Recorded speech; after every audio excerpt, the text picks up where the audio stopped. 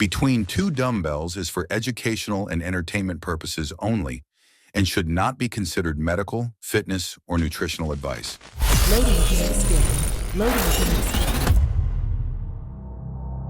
You either see value in the information or you don't, and that's cool. You're not going to offend me. I've got pretty thick skin after 54 years in this industry. I come from the message boards. I've pretty much heard it all.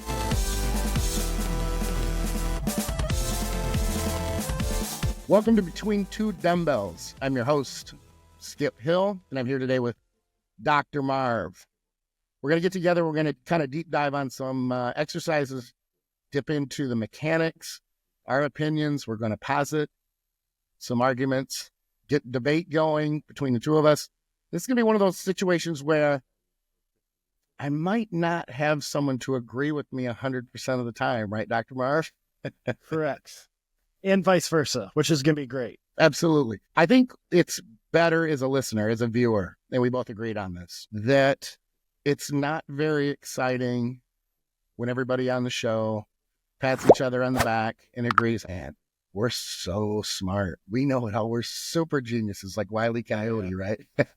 Yeah. So it's going to be fun. I kind of think that I'm coming at it from this dinosaur background of doing this for so long. I've got 40 years of training course, 20 plus with online prep coaching, that sort of thing. So I've got a lot of ideas. I've got ideas that other people don't agree with. And then I've got ideas and thoughts that make some people go, hadn't thought of it that way. And I think that is why I wanted to do this for so long. But I needed someone with a brain on the other side of the screen. And here's the thing. I want to make sure that when I say that no one thinks you're saying the other guys that you do podcasting with, they're not very smart. That's not the case at all. They don't want to deep dive into these types of things. So I wanted to separate the two and kind of put this information out there for people to ponder and agree or disagree. So Dr. Marv, I need you to let everybody know, what is your background? What brains are you bringing to the project here? Yeah. Well, don't get your hopes up too much, but I am what I identify as an educated meathead. For the last 17 years, I've done something regards to, I guess we'll call it physical culture. So my undergrads in kinesiology, I worked in an acute physical therapy clinic the entire time, was a trainer for a long time, transitioned to being an online coach. And then a couple of years ago, 6 years ago, decided I didn't want to spot people in my 40s, went back to school and became a performance chiropractor. Why I became a chiropractor is I've had 9 surgeries and I'm beat to shit. And every doc's answer was just quit doing what you're doing and what you love. And when they told me to quit lifting weights and quit playing guitar, I said there has to be a better way, and it set me on this path. And I am somebody who training is my favorite topic of all time, way more so than nutrition, chiropractic, health. Training is my number one topic. So super excited to go over stuff. And I think people need to remember you're allowed to disagree with people and still be friends and still respect each other. So I would say 70% we're going to agree on, 30% will be for fun. And I hate being in an echo chamber. Like even my business partner with my office that I'm an owner at, like he and I don't agree on everything. You never should, in my opinion. Right. So I'm really excited for this. It's cool. We had a lot of parallels. It's just not in the educated, articulate intelligence department. But I think that's going to make a great combination too. Like I said, the experience backed with you being able to explain maybe a lot of the things. I almost said some of the things, but a lot of the things that I haven't been able to kind of expound on because I don't have that background. So it's going to be fun. First thing I want to do is I want to posit this to you, or postulate. We'll see who wants to argue about about the verbiage. I posit that the behind the neck press, and this will make some people cringe, and I like that. I posit that the behind the neck press is not predominantly an anterior delt move, that it is an excellent move and a better movement for the side delts. Now, I'm not asking you agree or disagree right away, but give me your thoughts on that. Do I have anything there? Yeah. Well, on paper, yes, I completely agree with you. I will have an asterisk that most people have no business doing it. But we know as our pressing gets more vertical, it shifts from front delt to middle delt, especially behind the neck, because now I am not pressing at an angle. I'm pressing almost behind me. And we do know that that puts way more stress on the middle delt or the side delt than the front delt. So I completely agree with you on that, which a lot of people will disagree with. What I will say, though, is most people have no business even attempting that, but we will try to give them things they could do to work on and understand the biomechanics of the movement to maybe one day put a bar behind their back. Of course, how you do it's a big deal, which I will let you explain how you execute it first. But I would agree behind the neck is better middle delt than front delt. And then to throw a wrench in this whole conversation, once we're done, you covering how you do it, I cover the biomechanics and prep work. I'm then going to challenge you and say, is overhead pressing even necessary in bodybuilding after you get to a certain level of development? Sure. And there may be a takeaway here for me where I think maybe my execution could be a little bit different or tweaked a little bit to be more effective. So very cool. Now I want to touch on this first because I think this is important and it's kind of a get it out of the way. It might be the elephant in the room because typically the argument against this movement, especially recently, is the EMG. And I remembered, I struggle with acronyms sometimes when they're very close to something else. EMG allows, I can remember it now because it's close to AMG. Mercedes AMG, high performance, kind of the M version, a Mercedes M version, if you will. So I'll remember that from now on. But how do we get around the fact that the EMG, or can we not get around the fact that the EMG testing says this is absolutely 100% a front delt? Anybody who argues any different, they're ignorant, even though they've trained for 40 years. They're just not articulate, intelligent, and educated. What do I say to that?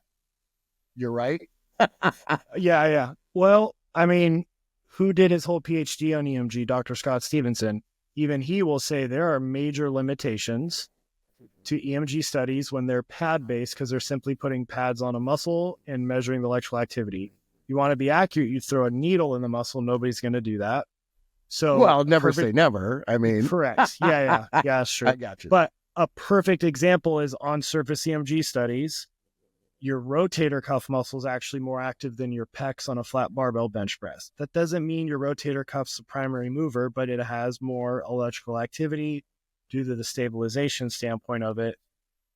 I don't know EMG studies for this movement off the top of my head. Other movements I do, but it is my understanding with people who do the whole EMG route who have confirmed that behind the neck is middle delt more so than a traditional bar in front of you. Fair enough. So far, so good. I don't feel stupid just yet. So I'm going to go down the path of my execution to, and kind of what I prefer. Number one, you make a good point as far as not a lot of people can do this exercise, especially right out of the gates.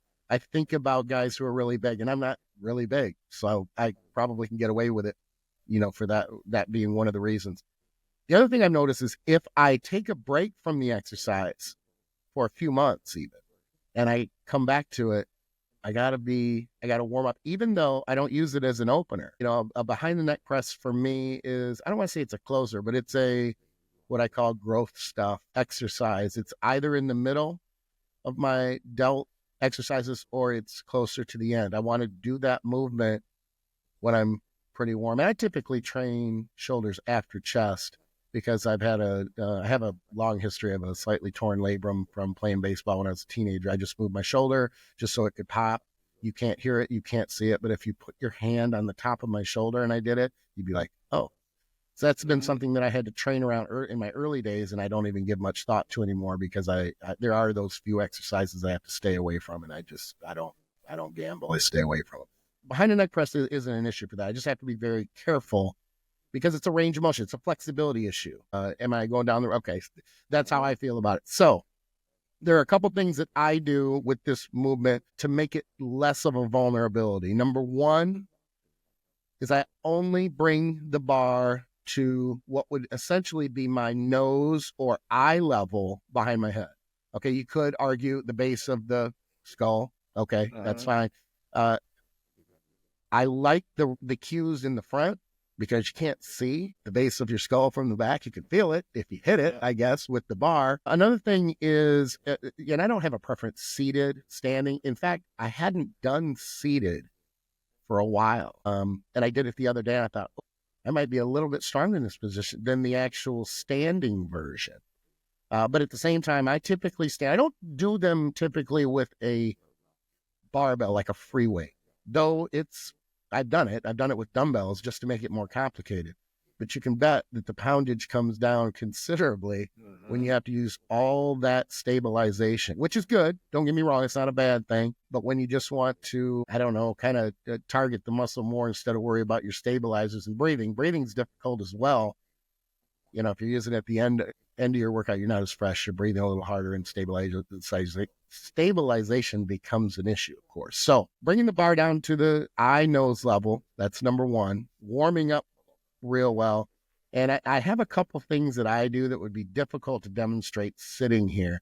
One of them is when I come in initially and I start, and we're talking 10-pound plates on the bar, maybe. To start. Are you using a Smith machine? I am, yeah. Okay. And I'm glad you bring that up because it's vertical or diagonal.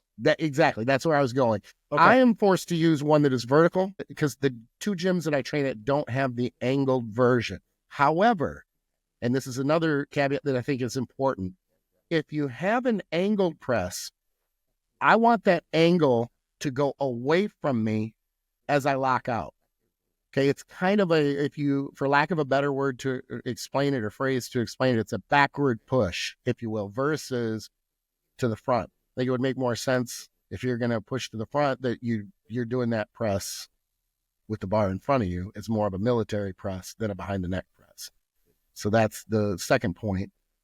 The other thing, third, I'm going to stay with 3 main points because I could go on and on. People know that about me. But that third point is total lockout, almost a hesitation at the lockout. And now this is something that probably not everybody can get away with. The reason that I get away with it and I find it beneficial is because I have shoulders that are about as wide as a Ken doll. In fact, I wonder if my mom named me Ken. I don't know which one came. I don't know if I came. I'm pretty sure the Ken doll came before. I know Barbie did, but maybe Ken didn't come until after 1970. I don't know. But the point is I have incredibly limiting width to my shoulders, which doesn't help with back. It doesn't help with a lot of stuff. Point is on that lockout, I get that contraction at the lockout where, and I think most people would agree on this. I don't think a lot of people would argue that the bottom portion of a shoulder press, there is a lot more involvement for the upper chest, as well. So if I combine those 3 things, only bringing the bar down to that eye nose level, and then of course full lockout, I feel like that is honing in on the side delt even more so than, let's say you have the flexibility and you want to take it deeper and you want to touch your traps. I've been there. When I used to do the movement, when I was a lot smaller, I could get it down to my traps and I never had any pain with it or anything like that. But I can't argue that it was more effective. In fact, I would tend to lean towards the fact that it's more effective not going as deep. So let me hand it over to you after giving you those 3 points and rip me to shreds. Tell me what you agree with, disagree with. Let's go there. Are you doing any specific warm-up movements before the press, or it's middle of your workout and you're already warm, so you just start light and work your way up? Yeah, and it's one of the reasons, again, that I don't do that as a opener. So I do have plenty of blood in my side delts at that point. And again, and this is important to note too, is using this movement as a side delt movement, I open my shoulders with side delts. Because I'm narrow, that is the bulk of my focus. So as an example, I may do cable side laterals, both at the same time with the pulley slightly in front of me. That way I get kind of a backward pull, which is another great exercise that we can dig into in another episode. With those angles, because of that being a multi-angle joint, there's a lot of variability there with the angles that you can use for laterals. And then I typically go, and that movement is what I call kind of an opener. So it's far more strict. It's to pump. It's to really work a lot of blood into the muscle. Then I get into a heavier, not sloppy, mind you, I'm a mechanics guy, but a heavier side delt movement that is more dumbbell based. That's what it might be standing, might be lying, facing into a high incline, something along that line. And then move into, once there's a ton of blood in there, then a movement like the behind the neck press. I think what you're asking, though, I was just giving that reference as kind of a visual for what comes before as far as exercises. But as far as any type of warm-ups, I do a couple that you'll probably rip me for. So I'm going to benefit from this. Yeah. Make no mistake. But remember, I'm also training side delts after chest. And part of that reason is what I touched on earlier with that torn or slightly torn labrum that's always been there. If I just walk into the gym and I start training shoulders, even warming up really well, it doesn't feel as good. It's going to nag me. It's going to be a little achy. So for is it years, a slap I trained tear? Is it a slap tear? Do you remember? Yeah, it was diagnosed literally because I used to be a catcher. And back then, you'd catch every game. It's not like 2024 ball where you're a utility player, you catch, you play first base, and you play a little bit of outfield, which would have been nice. So there were times where I would catch, 7 games over 3 days and 160 or not 160, maybe 120, 130 games, traveling ball, just like crazy. So anyway, combining that with bodybuilding, it was just a bad idea, but as a teenager, we all did dumb shit when we were teenagers. So I don't know if it's a slap tear, but I do know, and I can give you like when I move my shoulder like this and I rotate it, there's a point where it kind of rolls over the cartilage. It pops. It doesn't hurt, but it just rolls over enough. Yeah. So that's the best diagnosis. I got it. I had a diagnosis at that point, but I can't remember what it was. I can't remember what I had for breakfast. I'm 54. I'm coming up on 55. Yeah. Well, yeah, I know we're getting kind of like more medical, but slap tears are really common with big league pitchers. That's why they're able to externally rotate to throw as much. So if a slap tear could heal over and callus and have a little bit of shifting, not cause pain, they're not a death sentence. I have that on both shoulders. Had one on the left years ago, did this one last year, the year before. It's all blending together, re-aggravated this one. So this one's pissed off. So there's no way in hell I can't even press overhead right now. And there's no way I'm even going to attempt a behind the neck press. But I also have confounding factors. So the mobility demands for a behind the neck press are significantly more than bar and front. We'll start from the shoulders and work our way down. The big thing is you're going to need a lot of external rotation, right? So that's an overhead movement. So for people who don't know, let me try and simplify this quickly as possible. As you're flexing your arm up from your side to about 60 degrees, your shoulder must externally rotate. From 60 to 120, the shoulder must internally rotate. And then as you go higher, it must externally rotate again. So behind the neck press, overhead pressing is largely external rotation driven, while a bench press, a flat chest press, is largely internal rotation driven. So you're asking, folks, if they don't have enough external rotation to put their shoulder in that position, what confounds it is then their upper back or their T-spine cannot extend. So I actually prepped.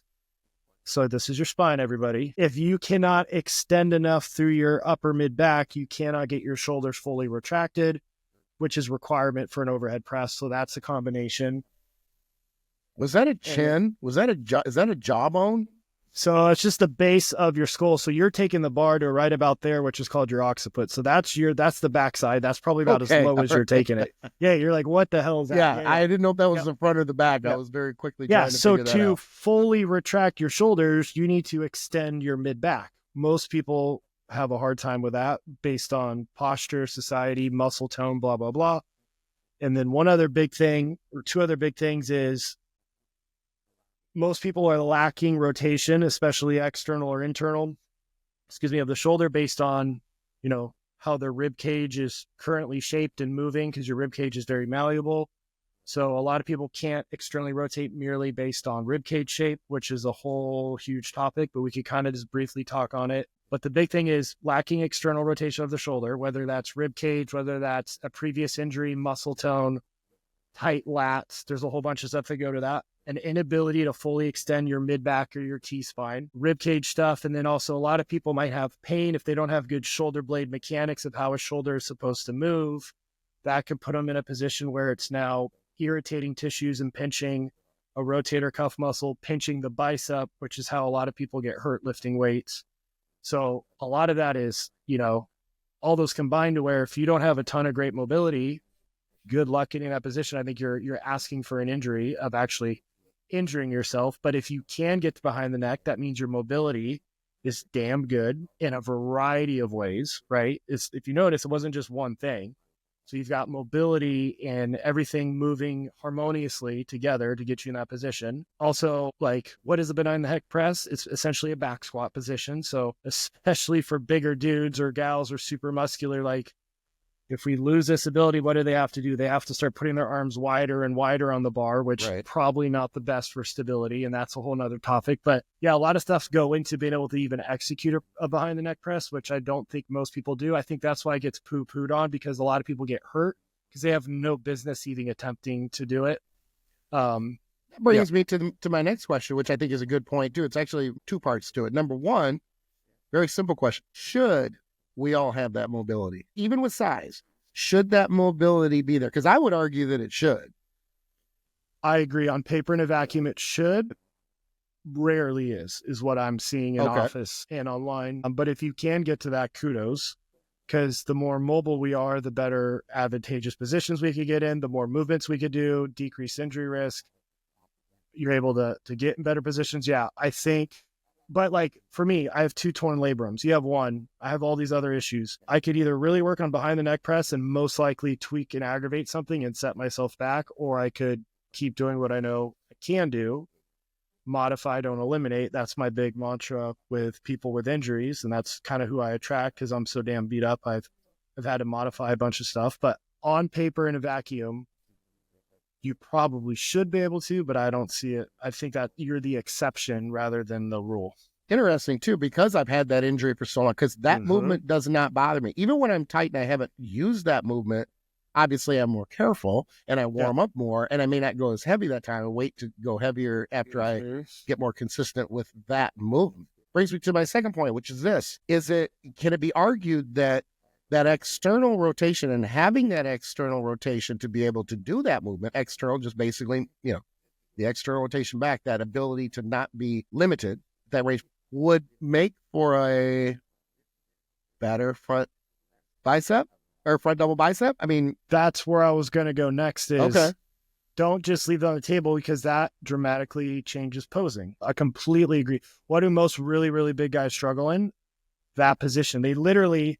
Their fist is literally like there in relationship, and they're not able to show everything off, especially that peak. Sure. So 100%, like people, another perfect example, people poo-poo on face pulls. I'm like, that is a double back bicep for reps and strength and control. You don't think you need to do that? Plus all the good rotator cuff stuff it does. So I completely agree. As guys get bigger, they get more limited with their ability to move. That's why, Andrew Jack does a split at his size. It's like, damn, like he's put in a lot of work to be able to do that. That's incredible. And that's helping his ability to present on stage. Okay, I'm going to add a third prong. I don't want to go down a different rabbit hole into a different movement, but I do want to bring this up because this just occurred to me as well. Having more external rotation and the ability to get into the position for this press behind neck, would that not be more beneficial too for 2 things, back training and remember, in a front double bicep, even in a lat spread, wouldn't we benefit with that rotation to help open up the back from the front and back, quite frankly, in a front or rear double bi? The reason I say that is because I have a hard time with my right scapula and my right lat wanting to come out as far as my left lat when I don't have or am not using the press behind there. I'm not trying to pave this golden path towards the behind the neck press. You must behind the neck. Yes, you have to, and I'm going to fight to the death for this movement. But at the same time, when I'm doing that, and I have that better range of motion for that external rotation, my lat on the right side wants to come out much more evenly than my left. I still have soft tissue work. I do have dry needling and cupping with motion and everything. Good. That really helps to keep that. In fact, it brings my left one out farther too, but they're actually quite even. And without that soft tissue work, like say for the last 3 or 4 months, but I'm starting again next week with my buddy who's a DPT, and he's awesome. He'll see him only once a week, and within 3 weeks, it's night and day. Sometimes I have that work done right before I train back as well. But anyway, like I said, I don't want to go down the rabbit hole of back, but I guess what I'm trying to say is this movement, I know I'm arguing the behind the neck press, but I want to also make it a point to point out that there are other benefits, other positives to have that external rotation to be able to get into that position. Am I putting up a good fight or no? Absolutely. Okay. Yep. And that's going to do things with other muscle tones. So when people can't flare a lat, and whether it's, double back, front relaxed, front lat spread, a lot of it, that same side muscle, your rotator cuff called your subscap's bound up along with your lat. So if I externally rotate more, that's going to put more length into that muscle because that muscle's main job is to internally rotate. So by definition, if I'm externally rotating it, I'm lengthening it. So that'll help. So that's probably why you see that as you're maintaining more range of motion, like naturally without outside intervention of manual therapy or specific exercises. But you absolutely could do a couple breathing exercises or self-tissue release, or even do your double back, do a couple sets of face pulls, do your double back again. You'll notice a difference. Sure. Like, there's a lot that goes into all this, and you could improve other areas. I would just be very cautious of if you're nowhere near, if you're like your hand's here with a bar, which is like barely past my nose, I wouldn't all of a sudden force it to go way the hell back there without a lot of stuff. I've literally had strongmen coming back from major shoulder issues. They're using just a PVC pipe in the office. Right. And we're just trying, can we get it even to now go past the crest of your skull, let alone there, but just can I even get it behind me? But how long is it taking exercise to increase the range of motion, even for those guys who are tight? Because I would argue that it's probably not a lengthy, we're not talking months upon months, right? I'd say it can be different rare. for everybody. Yeah. Usually it's several weeks, and there's a lot of manual therapy, dry needling's massive, breathing drills. I'll show one specifically for external rotation, which will help with posing as well. Soft tissue work, being in the gym, working on it. Yeah. Okay, well, and this is a good segue here too. So I'd ask you this. I kind of want to go down the rabbit hole of the rotator cuff muscles. And the reason being, when we're talking about this external rotation, or say the lack of the ability to get into a position that you would need to get into for a behind the neck press, the limiting factor is the rotator cuff muscles, right? I would argue rib cage is more so for this particular motion, but they are involved, and they will for sure make this a more pain-free movement, for lack of a better word. Like, it'll be more fluid. Yep. And I don't think bodybuilders give enough credit. Like, I'm sorry, you grabbing a 5-pound weight and doing this when gravity's pulling down, it ain't doing squat to really warm you up. And this is like, even with a TheraBand or a cable, which is biomechanically correct, that's like initial stages of you just tore your shoulder, like you just had surgery. That is insulting to what you're asking it to do the second you put even a 25-pound plate on each side of the barbell and even do a military press. Like, this ain't doing a heck of a lot. It is lubricating the joint, maybe getting a little bit of blood in there. If you start working on the rotator cuff, watch how much better all your lifts go. Watch how much more fluid your posing is. That's the big thing that a lot of people don't work on, and they just do this. There's a hell of a lot that we could do for each muscle, and which motion we're doing dictates which one is the primary stabilizer. So, like we were talking off air, somebody has pain when they're working out. I'm like, well, is it pain with pressing or pain with pulling? Because those are immediately go to two different areas based on what they're having pain with.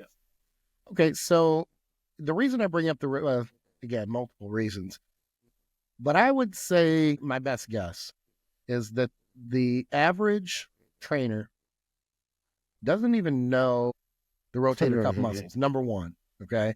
They could probably name 2, maybe 3. From there, if you can't name them all, you're not going to be able to know what the function or what the primary function each rotator cuff muscle is. So probably be a good idea. Can we touch on maybe even in, if there is a level of significance or a level of priority, like as an example, what would be the most, or what is typically the rotator cuff muscle that is the most times the issue, I guess. So if you didn't know, we have 4 rotator cuff muscles. This is the top one. It's called your supraspinatus. Fun fact, it is the most commonly torn rotator cuff, and the average person who tears this the most is elderly females. The reason for that is if we don't have good shoulder blade control, what I think should be a design recall on the human body are these hooks of the shoulder blade. They're pinching and rubbing and wearing down. So right where that goes under there, that's why that's most commonly torn from wear and tear. That's main job is the first 15 degrees of something called abduction, i.e. the beginning of a lateral raise of raising your arm out to the side. Now, when we're pressing infraspinatus, this is a big one. This is the most active rotator cuff as your primary stabilizer and all pressing. So when I said people have pain with pressing, usually it's a combination of bicep in the front and or infraspinatus in the back. This is an external rotator, and it actually has the ability to externally rotate your arm when your upper arm is out in space, not tucked by your side. Its little helper is this guy called your teres minor. It has the mechanical advantage of externally rotating out when your elbow's by your side. And then this guy here, this is big for posing, called your subscap. That is the most active stabilizer on all pulling motions. And that internally rotates. And when people get bound up here, they cannot flare their lat nearly as much. They are going to have limited overhead range of motion, which is why I actually would recant my previous statement and say, yeah, I think subscap would be a really big one to get mobilized before we go behind the neck. Yes, I talked about how it rotates, but your rotator cuff's main job is to take your upper arm bone and hold it in the socket while your bigger muscles flex and extend it, right? Because otherwise your lat is attached below your rotator cuff. When your lat would fire, it would literally pull it out of the socket. So its job is to pull it inward. That way the other muscles can move it that way. Does that make sense? It does make sense. And I may have just learned something that I'm going to put myself out there. I'm going to be transparent, and someone's going to go, oh my gosh, he didn't know that. Am I to understand, like right now, this is the realization, and maybe I'm wrong, but this is what I see. All of those rotator cuff muscles are originating from the scapula itself. They're essentially making the scapula and basically the scapula the foundation or the basis of the movement, with primarily the movement of the arm when it comes to the rotator cuff. And it's not a real joint, but it acts like one. So it's by far the most complicated. You combine that with our shoulder being the biggest range of motion. It's a golf ball sitting on a tee. That's why you have great power comes great responsibility, great risk, great reward. Yes, my shoulder's damn mobile, but because of that, it's less stable. It's the most unstable joint in your body because of the big range of motion. So it's a golf ball sitting on a tee versus your hip socket.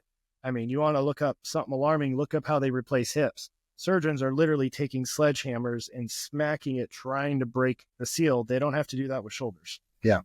Yeah, it would, it seems on the surface that the shoulder joint would be far more vulnerable. In fact, I'm almost surprised that there aren't more shoulder issues than there are hip issues. But I guess with the movement as we age, the constant repetition from years of walking and everything else, I guess that would kind of make sense. But the shoulder to me seems to be a far more vulnerable multi-angle joint than the hip. The hip is surrounded 100%. By incredibly strong muscles, where arguably the muscles surrounding the shoulder are nowhere near as strong. And for reasons that in everyday life, if you're relatively sedentary, I guess they don't need to be. I want to come back real quick and touch on when you were talking about the one or the specific rotator cuff muscle that is involved in the first 15 degrees of angle with the side lateral. And I think this is important because I picked this up from a training partner of mine, a great guy, in Colorado that I was training with for about the last year before I moved to Florida.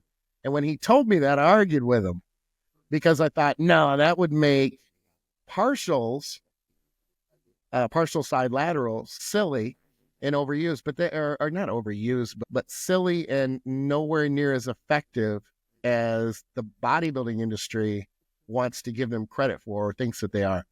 But then I thought about it more, and then I thought, no, it doesn't necessarily make that movement ineffective. What it means is you have to get out of, you can't just do partials in the bottom 15% of it. Those partials have to be a bigger partial than just a small partial for them to be very effective.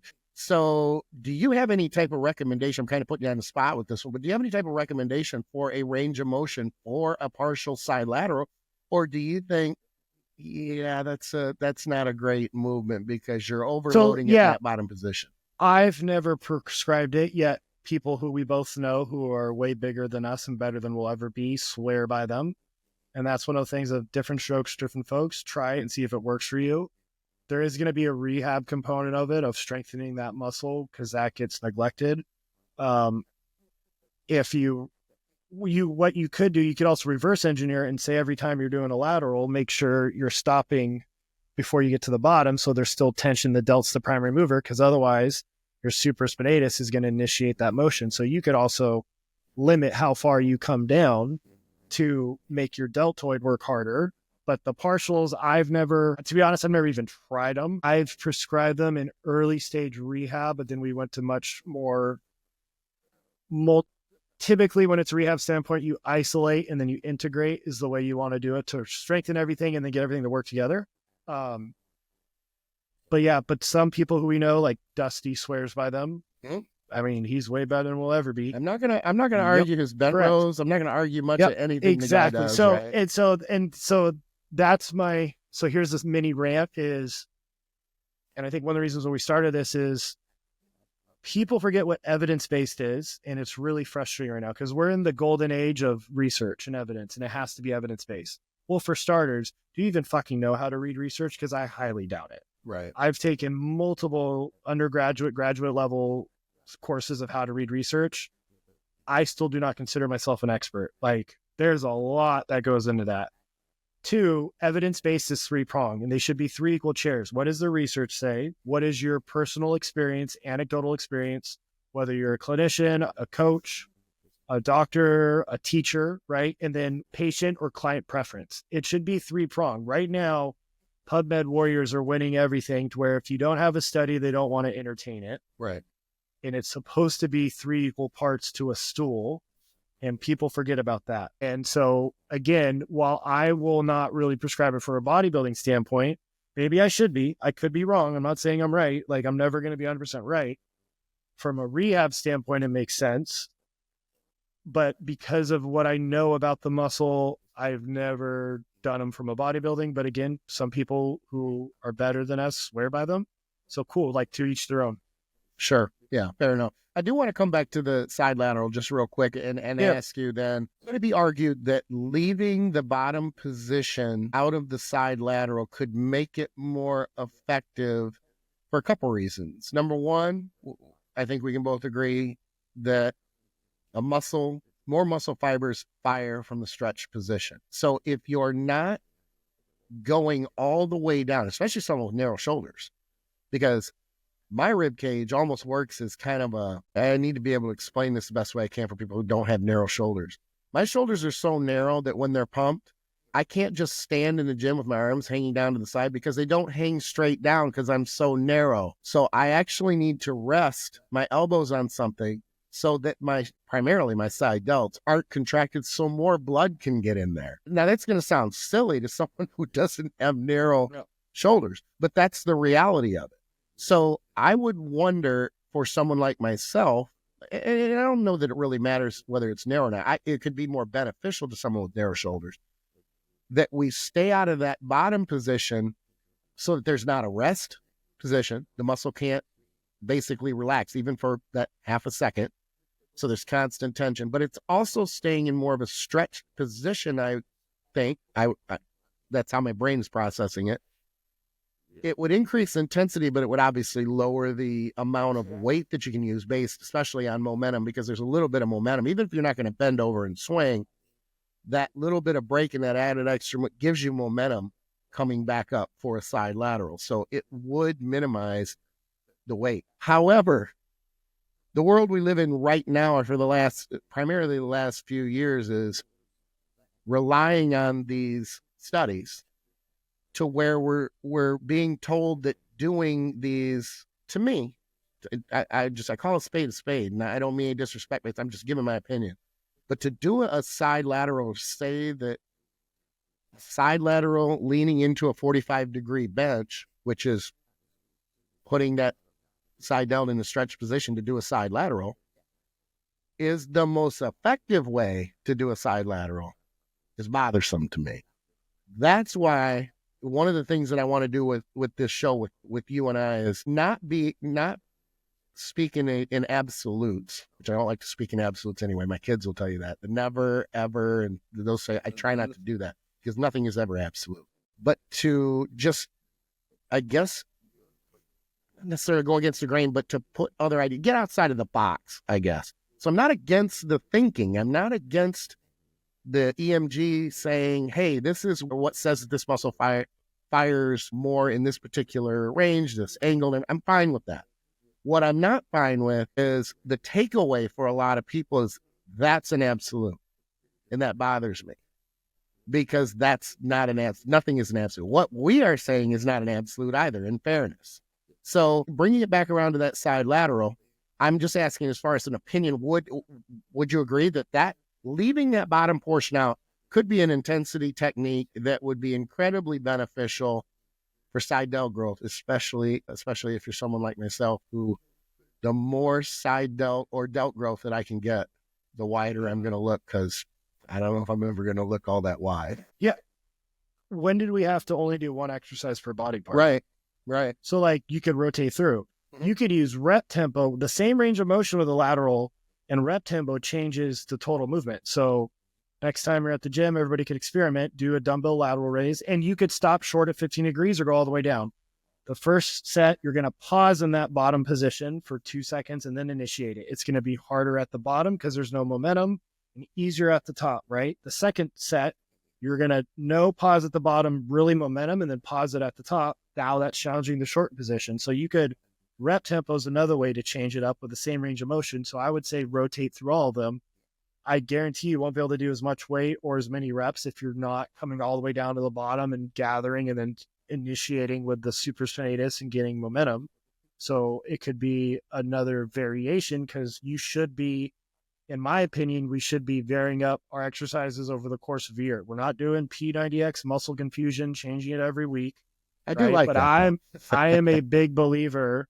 I think Dante had it right of 2 or 3 rotations of workouts, especially in the progressive overload. So it's not hammering the same damn movement pattern, both joint friction wise, mobility wise, neurologically, muscle stimulation wise, but kind of having, at least 2 different weeks of rotational of exercises and riding that out for longer blocks. So not a 6-week program, but bare minimum 12. I'd prefer up to 16 in a block, then change the stimulus. Yeah, you have a lot of options to rotate, but I guarantee you will be humbled. And then you add your inclined bench facing in to where now you can't use body swing. If you're used to grabbing the 45s, I guarantee you're going to struggle, maybe even with the 30s, because now you don't realize how much body English you're using. And then you also not come all the way down. Like, you're going to get humbled, but I guarantee your delts will be smoked. Yeah, good point. So let me wrap it up and let me ask you this. Is this the 70-30? Do you agree with, bringing it back to around to my initial thought about the behind the neck press, and you just threw out the 70-30 as an arbitrary number. That sometimes 70% of the time we may agree, 30 we don't. But it sounds like we're on the same page. But again, correct me if I'm wrong, that the movement should not be necessarily shelved. The reason that I even wanted to touch on this is not only do I feel like it's misunderstood, but it's seen, the press behind the neck is seen as an antiquated, old school movement that kind of, we threw that out years ago. Mm-hmm. And I did. I got rid of it for quite a few years, and I only probably came back to it 6-7 years ago and found it to be very effective for, my training, for my shoulders, because I fight for every ounce of shoulder, muscle mass that I can. I fight for everything pretty much other than arms and calves. But anyway, and most do. I think most of the listeners are kind of in the same boat. If you're growing like crazy, you're probably not going to be running down every podcast that you can get to try to figure out how to train more efficiently. That's just how it goes. Sometimes it'd be nice to just be gifted and be able to train so correctly. I'm the opposite. Shoulders are my God's gift. I look at a weight and my shoulders grow.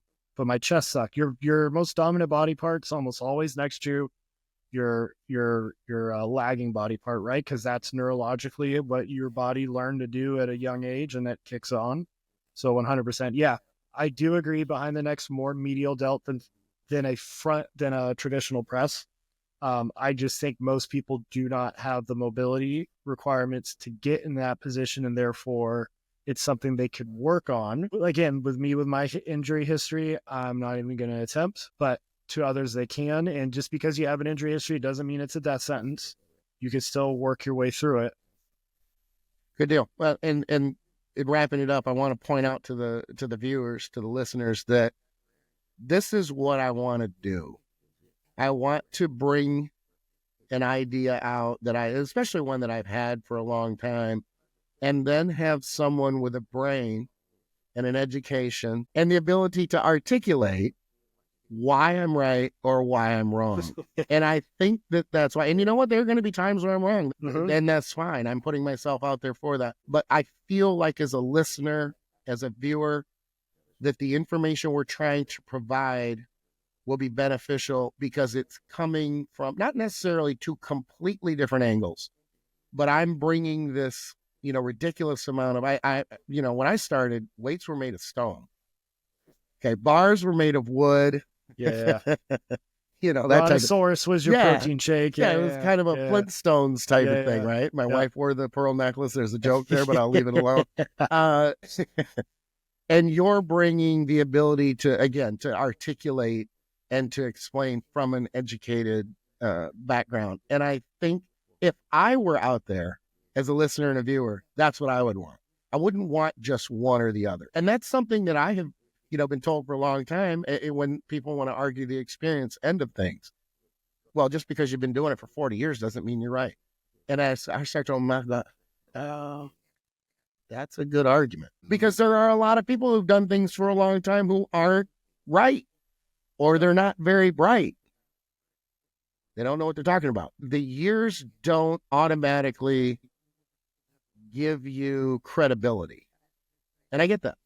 That's why you're here. You got to help me out. Yeah. And on the flip side, education doesn't necessarily automatically mean that either. Sure. Agreed. That's why it's supposed to be 3, right? Experience, evidence, and then whoever you're working with, or if it's yourself, your personal preferences. On that note, let me take us out of our maiden voyage, if you will, for Between Two Dumbbells. And I do want to point out to anybody who is still listening, we're not the dumbbells. Okay. It's a plan. And I know people are going to have fun, especially people who disagree. Well, this is how apropos that you named it this, because you two are a couple of dumbbells. The trite response, I'm waiting. YouTube never disappoints, right? Yeah. But now, the list goes on and on. So it will be fun. It will be entertaining.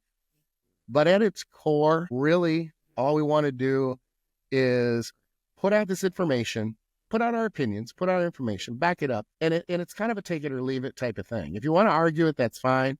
But I don't know that I have the time nor the desire, inclination, to spend my time in the YouTube comments arguing with people. You either see value in the information or you don't. And that's cool.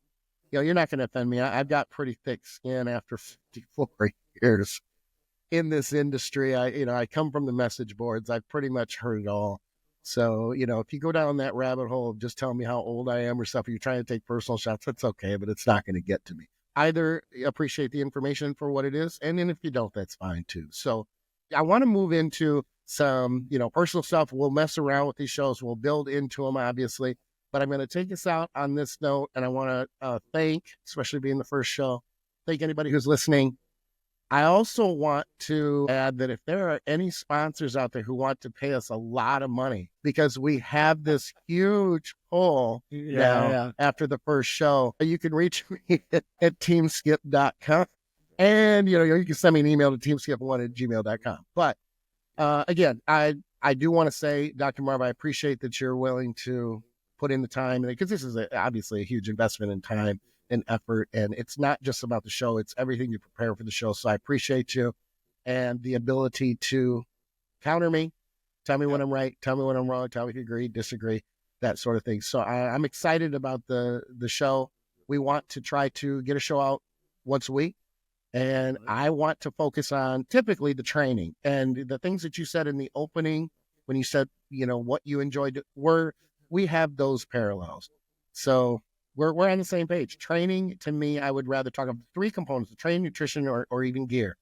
I'd much rather talk about the training, even though I'm known for the nutrition and the conditioning. So on that note, I'm going to say, for those who don't know, I have been an online prep coach for over 20 years.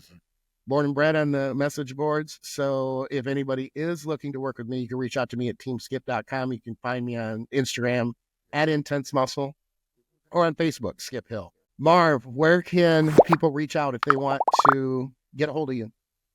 Easiest is Instagram at dr.marvin.saysdc. My website's theeducatedmeathead.com. That is a work in progress. My office is in Houston, Bay Area of Texas. If you want to come into the office for actual assessments, I do telemedicine in Texas. I do consults all over. I just can't medically diagnose you if you don't live in Texas and all that good stuff. And putting up my first meathead biomechanics bodybuilding anatomy course as soon as we hop off this call.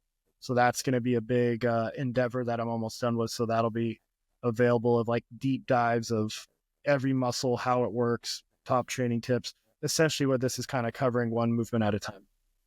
Very cool. And I don't want to forget this point before I close, and that is, if you need the Team Skip Blend protein, the best protein on the planet, and not because I say so, but because other top prep guys have their clients using. I personally have used Team Skip for probably 7 years now. Nice.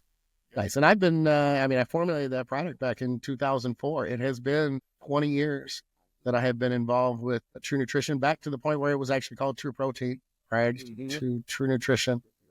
So I have my name on it. That's not why I recommend it. I actually recommend it because I put that formula together years ago, because when I was in competition mode, which I'm back in competition mode, but there was a time for about the last 10 years where I wasn't. I needed something that a quality protein that I could count on and that I could rely on. And once I started using it, then my clients wanted to use it, and then people were reaching out, and it kind of grew from there. So truenutrition.com, you can always use code SKIP, save a few bucks. It's not going to cut the price in half, but it will save you a few bucks. In this day and age, look, it's more money to spend on eggs, right? Because eggs are getting out of control. On that note, I want to thank everybody for listening to the first Between Two Dumbbells episode. That's Linus back there talking, telling me I need to feed him. On that note, thanks, Dr. Marv, and we'll get out of here. See ya. Loading team skip. Loading team skip.